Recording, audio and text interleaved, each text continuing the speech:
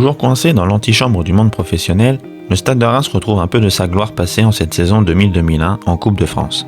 Étant un club, certes pas comme les autres, de national, l'aventure débute au 5e tour contre La Chapelle-Saint-Luc, club au bois de CFA. Les locaux ouvrent le score à la 21e minute, mais heureusement Noro sur penalty et Danquin en fin de match renversent le match. Un derby face à Épernay, alors en DH, est à l'affiche du 6e tour. Tranquillement mais sans éclat, Reims s'impose 2-0 grâce à Cassez et Guégan. Pour le compte du 7e tour, les Rouges et Blancs se rendent à Paris défier sous un déluge d'eau le Paris FC, pensionnaire de CFA. Un court succès 1-0 sur un but de Danquin suffit au bonheur des Champenois. L'exotisme est de mise lors du match du 8e tour, puisque le stade se rend en Guadeloupe pour y affronter devant 4500 supporters, Étoile de la Morne-à-l'Eau, une équipe de DH. Dans des conditions inhabituelles, Reims l'emporte sur un score étriqué de 1-0 grâce à la réalisation tardive de François. Toujours pas de match à Delaune en 32e de finale, le SDR se déplaçant à Chalon-sur-Saône, alors en CFA2.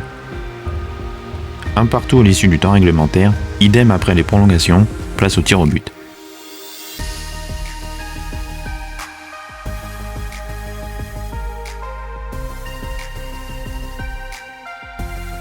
Olivier Tingré repousse 2 tentatives, Reims gagne la séance 4-1 et file en 16e de finale.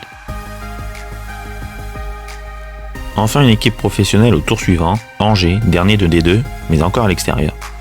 Dominateurs, les Rémois ne parviennent pas à éviter les pénaltys. Dantesque, la série des tirs au but bascule à 9-8 pour Reims, quand Carlier trouve Tingré sur son chemin. Le stade est en 8e et va avoir droit à la fête qu'il attendait. Bastia, club de l'élite, l'attend à Delaune.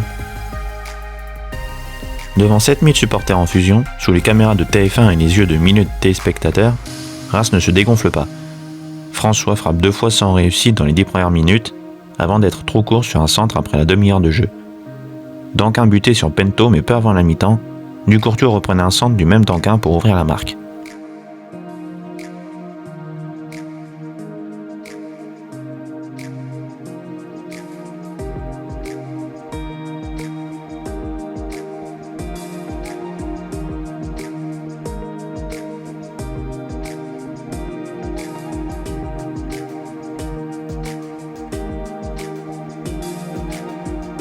En seconde période, le stade parvenait à ne pas subir les assauts des visiteurs, qui ne reviendront jamais.